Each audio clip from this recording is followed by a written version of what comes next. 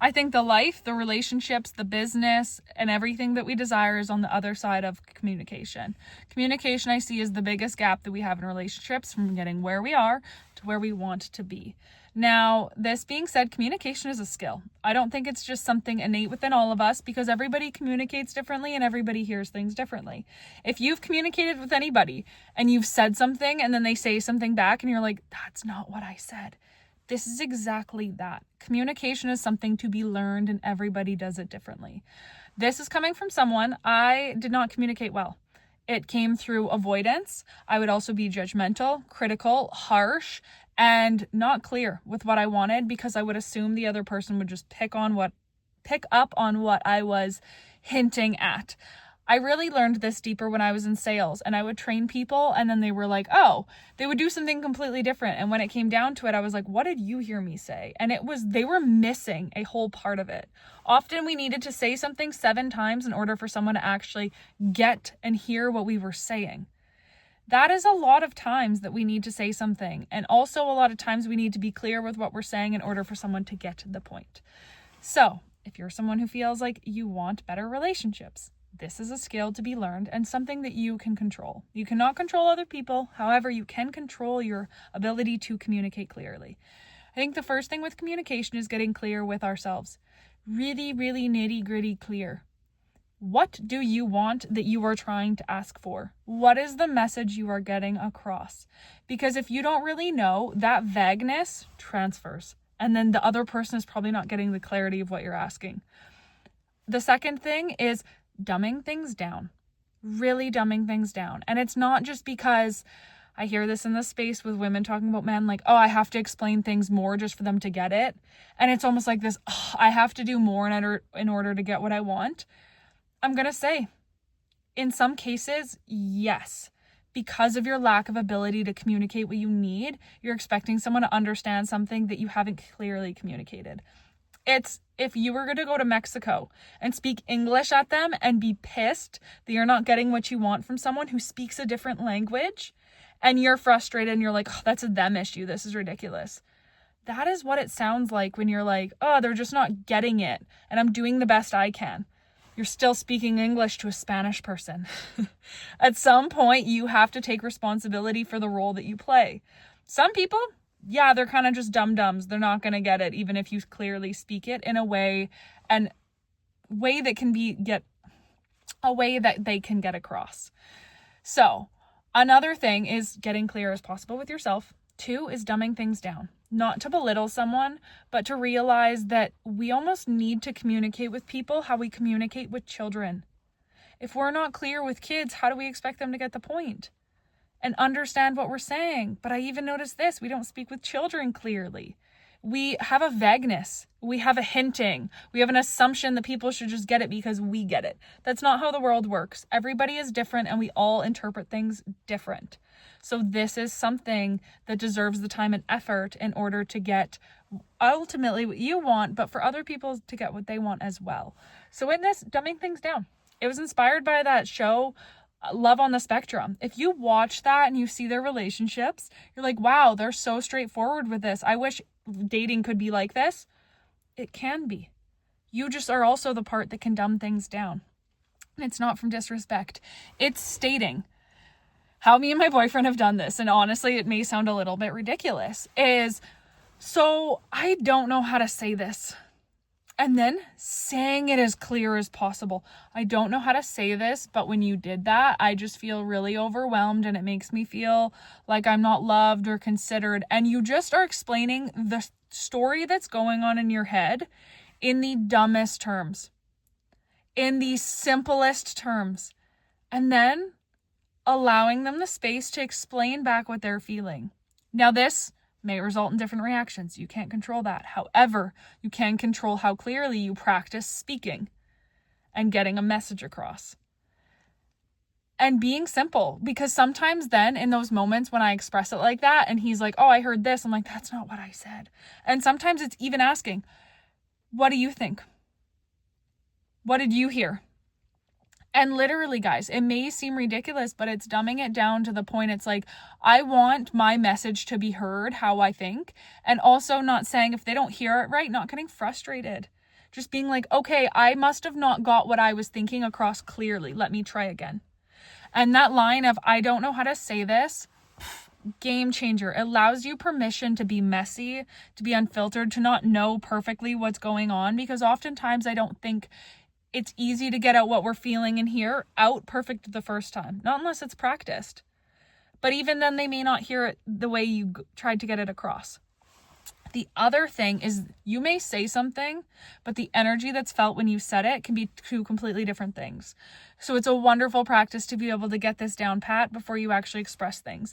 If you're saying, I'm not mad, you'd be like, are you sure?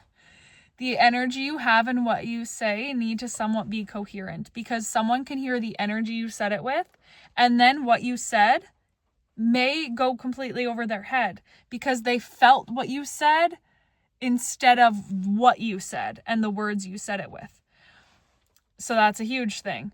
Another thing that helps out with this is clearly stating not what someone's done to you, but how your experience is and how it is felt, regardless of how that person and the role that they play, but just what's true to you.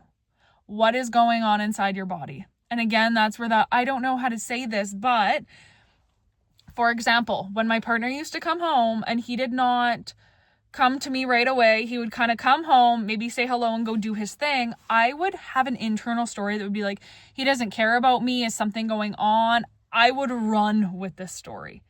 And then, so the communication practice was actually saying like, hey, instead of you don't care about me, it's, hey, I don't know how to say this, but what's going on internally? And then talking out that story to him and expressing how that made me feel, not what he's done wrong, but what I have internally felt. And then allowing him to say back what he felt. Another thing is in communication, I hear so often, I've told him so many times, he just doesn't do it. Okay, so if you've told him so many times that he's still not doing it, what about just asking him? So I've told you so many times I want this, this, and this. Why aren't you doing it? And just asking those questions. I think we're so quick to assume a story on why someone doesn't do something instead of being like, so I'm kind of confused here. What's going on? And just getting curious.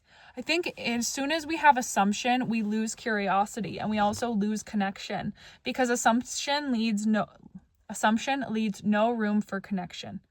Because we put down the curiosity, we assume we know who they are, how they do things, why they do things. We are not mind readers, and we're not able to tell the future.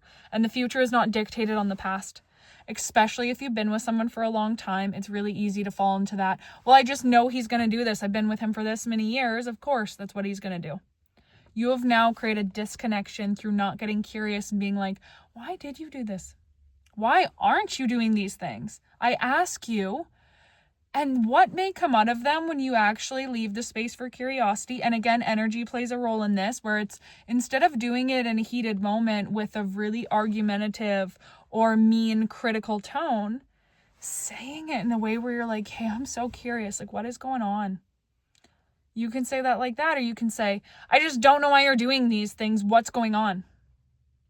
If it is said in that way, that's going to create a defensiveness regardless of the words you used, the energy that's coming across. Again, all of these things are practices. You are not going to get it right the first time. And I can't remember if I said it, but you only really get communication right, I swear, like 95% of the time. Me and my boyfriend have been together for 7 years, and there is still times we think we are on the same page. And then it comes to it, and we both are just like, man, how did we... I was saying this, you were saying this, and it kind of sounds like the same thing, but when you break it down on what we were thinking internally, it's not the same. And we're literally like, how did we manage that? We thought we were doing so good. It's never 100%, but time and time again, it's a practice of oftentimes I say things, he then says something, and it's like, when you can find someone who's open and willing to work through their own emotions that come up when you communicate clearly, then it gets to a point you're like, oh, we did this again. Okay, here's where we're at. Let's get clear again. It requires teamwork, and it requires willingness. And willingness is not just saying it. Willingness is an action to be like, Okay, let's do this together. Let's look at this, because it's not me against you. It's us looking at this. We're not communicating right. It's me and you sitting here looking at, like, here's this communication thing. Something is not matching. And I love you enough to be willing to figure that out and work on this. That is needed. If the other person is not on that same page, which it may take a conversation to get to that point, to be like, are we on the same page with the willingness to want to do this? And willingness to relook at the way we've communicated for so long. Maybe it's 5 years into a relationship, 10 years. You can have reiterations of these relationships if you feel it is no longer serving you. Again, I'm not saying any of this is easy, but it is really freaking worth it. And you don't need to just leave all the relationships you're in order to find people who are willing to do this, or who have done it first, or make it easier to do. All the relationships that I've been able to do this in, to create really fulfilling connections with people who we can see eye to eye, or when we don't, we can again look at this communication issue, is lots of them people I've been with for years. My partner being with for 7 years, I feel like it was year 3 we were finally getting to this point where we're like, hey, how we're doing things isn't working. So we either break up or we go from this point and work on this new thing together. And lots of friendships, it's one person introducing it. So I will say this before I end off, is if the first person, it takes 2 to create change. However, it takes the first person who's aware to do their part in it. You cannot expect the other person. If you want change, you can't expect the other person to go first, because you're the one who's aware of it. You're the one who sees the problems, but it's how can you communicate better to get the person on the same page if they are willing to be. Communicate in a loving way and learn to repair and learn your communication styles, and then practice time and time again. There's sometimes I'm such a bitch and things come out and I'm like, he's like, wow, could you retry that? And I'm like, yeah, I can, because that wasn't right. I didn't communicate how I wanted to. Let's fix this.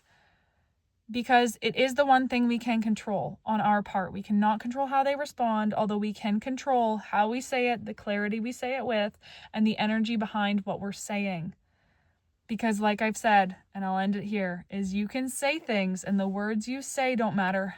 They matter as much as the energy you're saying it that comes across and the clarity that you have. So, best of luck.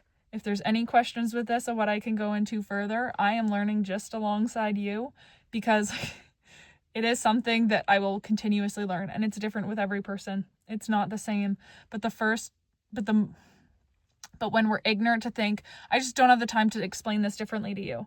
Maybe you don't, and maybe that's time for the relationship to end, but that's something you need to sit with. Is this relationship worth my time and effort to learn to communicate differently on my part?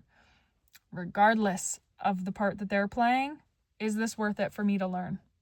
Most often it may be yes, and if it's not, that's your decision there.